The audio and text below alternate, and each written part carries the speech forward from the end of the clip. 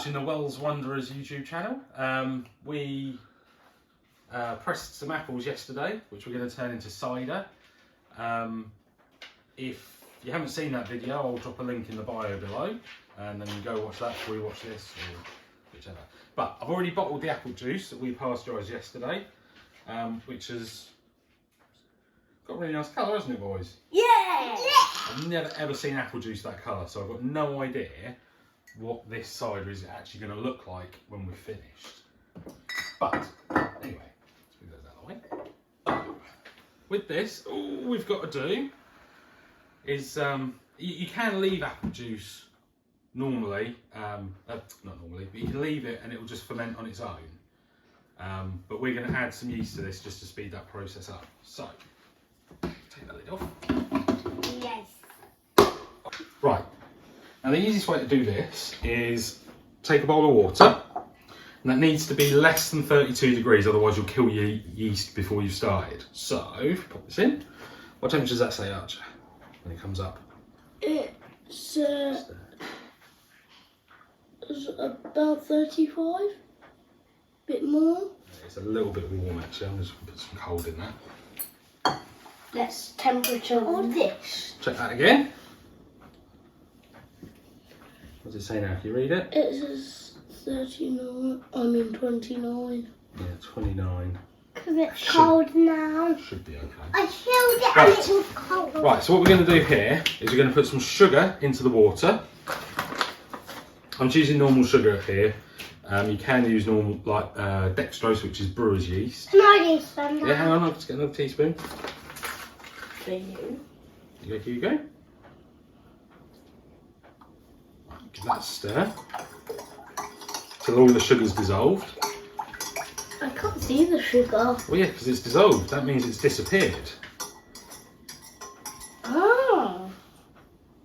Okay, right, now, all we do, so we've got a packet of cider yeast. You can get all different yeasts for different beers, wines, whatever you are making, but this one is for cider.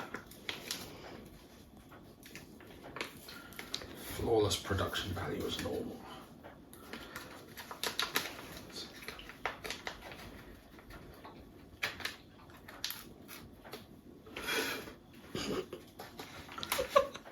What are you laughing at?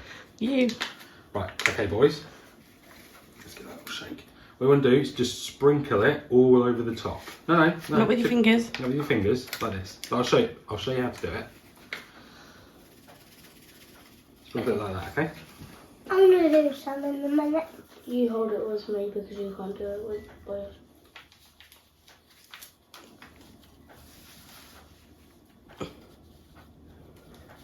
Oh, good job. All right, do you want me to finish it off? Yeah. Okay. It looks Stir. like a pond. Looks like a pond, does it? Right. Now it smells. Now that's going to take probably 10-15 minutes to start working, so we'll come back then. While we're waiting for the yeast to do its thing, I'll just go through how we measure what will be the potential alcoholic volume of this. So you need one of these, which is a hydrometer, and all you do, drop it in, other way up. Oh. So glass bulb at the bottom. That's it. Drop it in. It'll sink down. No, just let it do its thing. Should do this one. Oh, it's gonna go down. It's gonna go down. Right, so on here, a bit of wine. It gives you as a gauge, and so this is currently at You go low. 1.6. So you write that down. Maybe. Oh, I was in the tape. Put that on there so I don't forget. So that is currently at 1.6. So the sugar in the liquid is making that float up, and as the yeast turns the sugar to alcohol, this will drop down. And when it gets to the yellow mark here where it says 1, that's where you bottle it. And it's the difference between where it is now and 1, or you can stop it before then.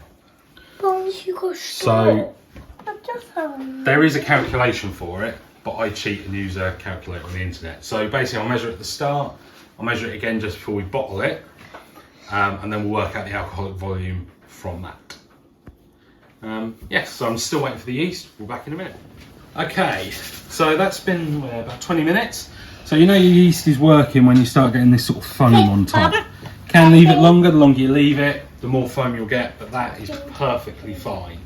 The one thing you also got to check is make sure that your apple juice is not too hot. This shouldn't be, it's been sat here all night, but I will check. Yeah, 20 degrees. Not Yeah, too hot. perfect. So yeah, again, the key with this is if this gets above 32 degrees, your yeast is going to get killed. If it's too cold, it won't do its job properly or it will take longer. So you want to have this somewhere sat where it's going to be somewhere between about 15 and 27 degrees centigrade. I don't know what that is in fact. So yeah, what we do, so you've got your yeasty sugar yeast water here, and what we're going to do, slide this way to get you boys to do it. Okay, so what you do, literally, you just get your yeast starter, which is what this is called, and you just tip it in. You don't need to stir it or anything, it will do it all itself. So, that's in there. And then what you do is you put your lid on. Now, you've got to remember, so when you put your lid on, you need to make sure that it's either loosely on so the carbon dioxide can escape, or you've got an airlock in. Because the process of fermentation creates CO2, which is this air gap which is what this air gap in the top of the bucket's for. So the top of this bucket will balloon as it pressurizes, then the excess pressure will come out through the airlock. But if that CO2 and pressure have got nowhere to go, your bucket will explode. We don't want that, do we? Make a sticky mess. So yeah, either just put the lid on loosely, or you need to put an airlock in, which is one of these. And these you fill with water, and it allows the CO2 to come out, bubble through the water and out the top, but it doesn't let normal air back in. Because if you get normal air in there, it will go bad. The CO2 helps preserve the cider and liquid that's in there. So yeah, that's basically it. We'll just leave that for about 2 weeks. And yeah, we'll come back a couple of weeks and we'll bottle it, hopefully. Okay, so this cider has been fermenting for about 3 weeks now. The top's nicely bubbled out, you can't really see it from there. But, and I know it's stopped fermenting because it's no longer bubbling. So, let's take the lid off. Oh, well, that does look good. Oh, it looks so yummy. Sniff test. I want to have a sniff test. Right. I want to have a sniff. Right, have a sniff.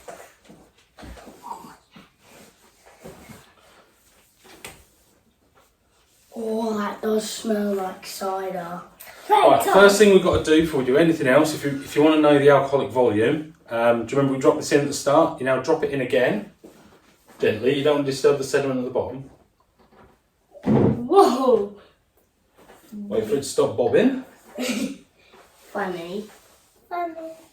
Still bobbing. It's still bobbing. It's still bobbing.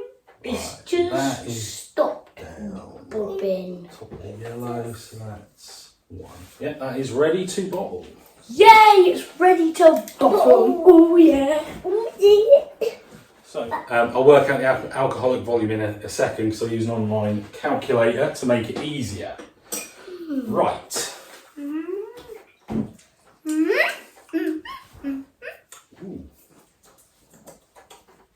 Yep, that will need a little bit of sweetening.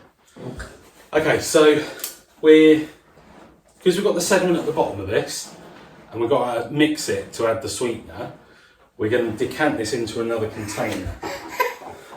Oh yeah, So 5 gallons. another 5 gallon drum. 5 gallon drum. Ignore the outside, it is clean on the inside. Everything, so all my bottles are already sterilised. Yeah. And this has been sterilised as well.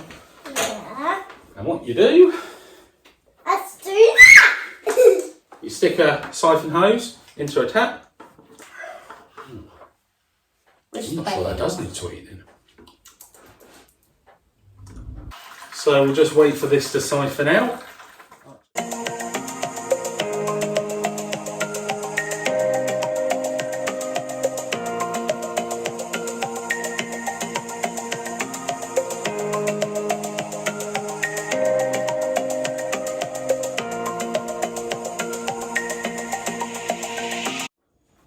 We've changed it to this. Okay, so we've now siphoned all of the cider off the top of the yeast. So in the bottom of here now, do you see what I mean about the yeast actually? It's like from where I've moved it, it's gone all cloudy, yeah. So I'll show the camera. Nice feeling. So all this murky stuff at the bottom, that's what you want to avoid getting in your cider, which is why we've siphoned it off the top. So I'll put that to one side, I'll worry about that later. Right, I'm just going to siphon some off so that I can put it into a glass, see how it tastes, and decide if it needs sweetening or not. Just drain the hose out so that we don't make a mess. Cool. That looks good. So it's lost its pink colour a bit, which I'm a bit sad about, but it's got a nice colour to it. Of yellow like beer. Nice taste. It really does taste. Oh, I don't know. So my chief taste tester has confirmed that we need to sweeten it. So we're going to put some xylitol in it, which is a naturally occurring non-fermentable sweetener. And it comes from the bark of birch trees. So we're going to add some of that to this until it's sweet enough. Okay, so this had some lumps in it, so just always make sure you give it a good sort of, move about and break any big lumps up. Oops, still some in there. Right, we don't want to go overboard with this, so you want to do a little bit at a time and give it a good mix. That was too much. That was a little bit too much. Stirry spoon. Can I have a go at stirring? Go on then, boys, have a go at stirring. I'll go first. How about we do it together? Because I know you're going to drop it. You're very clumsy. Yeah, don't drop it in there because you'll have a job fishing it back out. Right, that's enough. Oh, Daddy's going to have a little taste.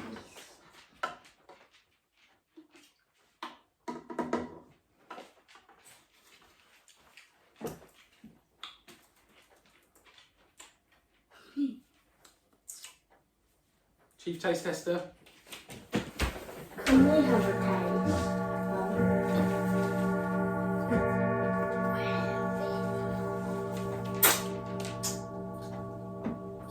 Well,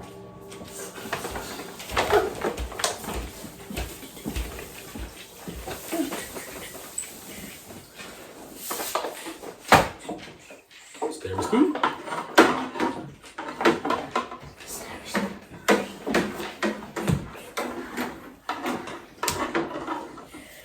is that the sliver on the bottom I can see when you're stirring?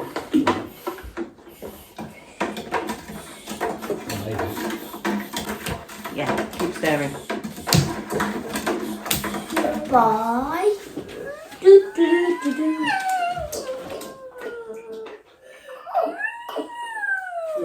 Nearly. Nearly. I'm going to try. Ooh. It's on that cusp. So finger dipping is not working. So Can't get a good enough taste. That's true. a little bit more. No. I think that's it. I want a finger taste. Finger taste. Yeah. Because obviously it gets better with age anyway. Yeah, it's always going to have a bit of tang at the end of it. Can I have some? Okay, so I've now lifted it up here so we can start bottling. These bottles have got half a teaspoon of sugar in them. So when you bottle it, there's a little bit of residual yeast left in the cider, and it will turn that sugar into CO2, and it will help keep the cider longer. Yes! You've got to be careful to not put too much in, because the bottles will explode if they get too much pressure in them. So half a teaspoon. You can put a teaspoon in, but I tend not to, because at that point it becomes a sparkling cider, and I prefer it still. So we'll start with the bottling. So Archer, grab a bottle. You literally. Yep. And then you have to hold it. Can I hold it? So you want to fill it to just below the neck, so about there. And that's your first bottle. Can I do the lid? Yeah, Archer, you close the lid. No, you see, you push down there. Like that. I'll make sure I do that next bottle. And there's the first bottle. Can I do the next bottle?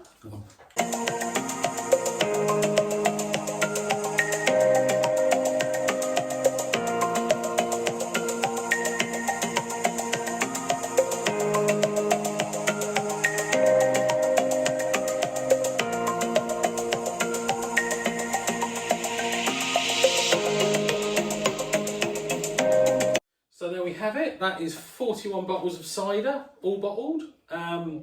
They just need to sit somewhere for about 2 weeks now to allow that sugar to carbonate it, and then put it somewhere cool. So I tend to keep it in the garage. I did the ABV calculation. It's come out 5.25%. So it's reasonably strong for cider. Hope you've enjoyed watching us make our apple juice and cider this year over the 2 videos. Don't forget to like and subscribe. Yeah. You've been watching The Wells Wanderers.